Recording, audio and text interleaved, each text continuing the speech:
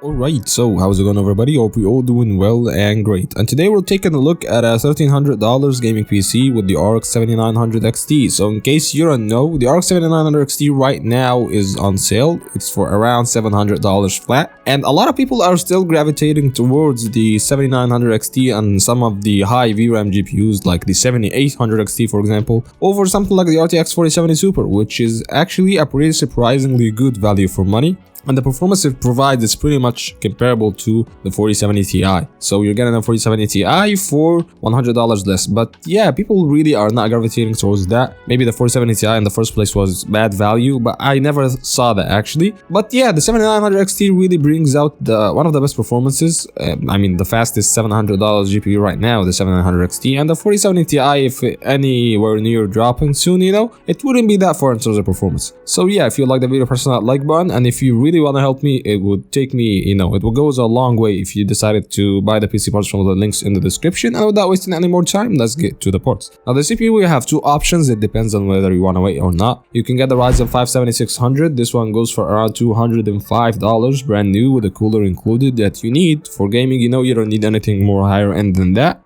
But if you want to get something, you know, from the used market, or you want to get something from AliExpress to be more specific, which is something that I am a fan of actually, you can get the Ryzen 7700 for $220 and add more decent cooler to it, like a thermal Right Assassin X. So yeah, you got that going on for you. You are getting an 8-core 60-threaded CPU, so it gives you the extra advantage of having an 8 cores, not just, you know, that good for gaming. And I'm not saying that the 7600 is bad for gaming when you pair it with the 7900 XT. I'm just saying you're getting more performance for the same money. So I'd really leave that to you, but you can never go wrong with any of the options, but it depends on the reasons you have. The board we're looking at the Gigabyte B650M-K, and this one goes for around 120 bucks. So what I like about this board is that it's got really good VRMs. You can do overclocking, you can do undervolting, you can do anything you want. And a lot of leaks and suggestions said that the not leaks, it's something, you know, merely confirmed by AMD, that the next gen CPUs will draw more power. So yeah, you are having really decent power stages for a $130 board. As for the RAM, we're looking at 32 gigabytes of DDR5. Yeah, 5 is the brand new thing, 5600 megahertz, and still $1,300 is a relatively budget PC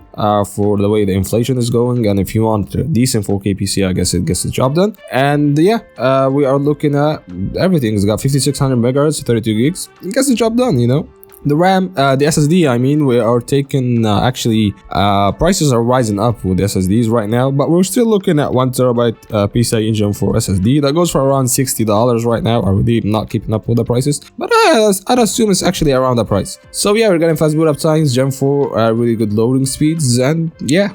Other GPU, you know what it is the RX 7900 XT, and the fact that you are getting it for $700, as I said, is a relatively good value. And I'm seeing a lot of people are gravitating towards a 20GB GPU. Really, some people or a lot of people are into high VRAM, and yeah, it makes up a tough sale if you are putting it next to a 4070 Super. I mean, a 4070 Ti, I'm a big advocate for that. But yeah, some people would want that extra 15 to 20% more performance, and they say, or they see that difference in performance is worth it for that extra like 15% in price. So yeah, it really gets the job done. You're just missing out on some of the NVIDIA capabilities, which are not a lot right now when it comes to the high-end GPUs. It's only things that are revolving around 3D tasks, like Blender, for example. This is where you are gonna get, you know, some really hard performance out of it. And some Premiere Pro, of course, encoding and editing and real-time editing, to be particular, you know, you're gonna have some hard time. But yeah, if you're not doing any of that and you're just like 1440p 4K gaming, yeah, the 7900 XT really ticks all the boxes, and yeah, it's a really good GPU overall. The power supply, we're looking at the thermal take, I believe 800 watt, 80 plus